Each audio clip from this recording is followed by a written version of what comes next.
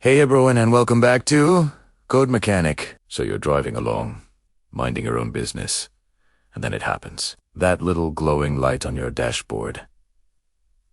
The dreaded check engine light. And to make things worse, your car starts shaking or sputtering when you're stopped at a light. It feels rough, unsteady, and frankly, a little scary. What's going on? Don't panic.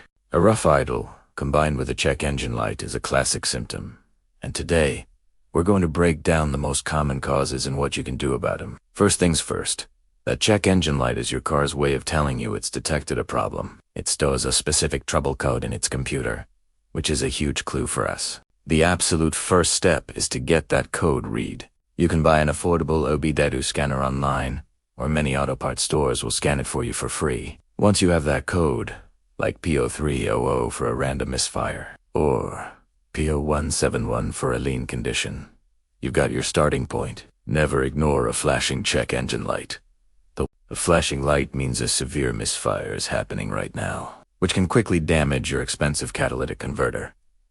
If it's flashing, pull over safely and get your car towed. Now, let's talk about the most common culprits behind that rough idle. To run smoothly, your engine needs the right mix of air and fuel, and a spark to ignite it at the perfect time.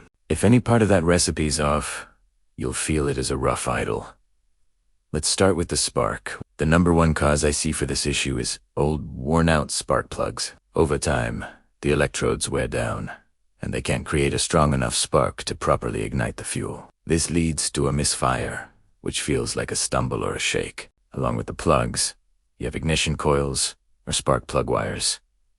These deliver the high voltage to the plugs. If a coil is failing or a wire is cracked, you'll lose spark to a cylinder, causing a definite rough idle. Checking these is usually our first step after reading the codes. Next up is the fuel system. Your engine might not be getting the right amount of fuel. This could be due to a clogged fuel injector. Think of injectors like tiny spray nozzles. If one gets gummed up with deposits, it won't deliver a fine mist of fuel into the cylinder, leading to poor combustion and a misfire on that cylinder. Another possibility is a failing fuel pump that isn't providing enough pressure to the system, or a clogged fuel filter restricting flow. This usually affects all cylinders and might make the car feel sluggish when you accelerate.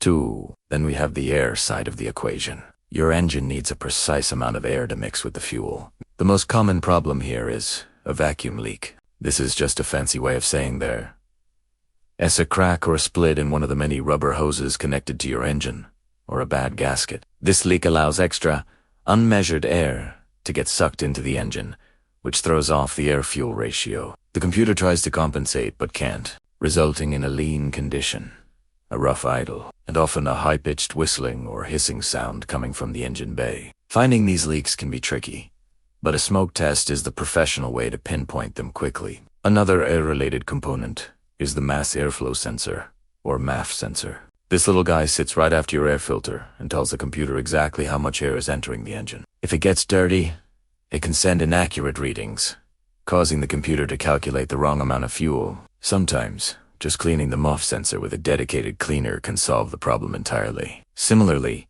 a dirty or failing throttle body can also cause idle issues, as it's the main valve controlling airflow into the engine. So, to recap, your car is shaking and the check engine light is on. First, get the codes read. Is it flashing? Stop driving. The most likely suspects are worn spark plugs or bad ignition coils, a dirty or failed fuel injector, a vacuum leak somewhere in the intake system, or a dirty mass airflow sensor. By starting with the diagnostic trouble code and systematically checking these common areas, you or your mechanic can track down the root cause and get your engine running smoothly again. It might seem intimidating, but it's a very solvable problem. I hope this helps you diagnose what's going on with your car. If you found this video useful, give it a thumbs up. And don't forget to subscribe to CodeMechanic for more straight-to-the-point car repair tips. Let me know in the comments if you've had this issue and what the fix was. Thanks for watching, and I'll see you in the next one.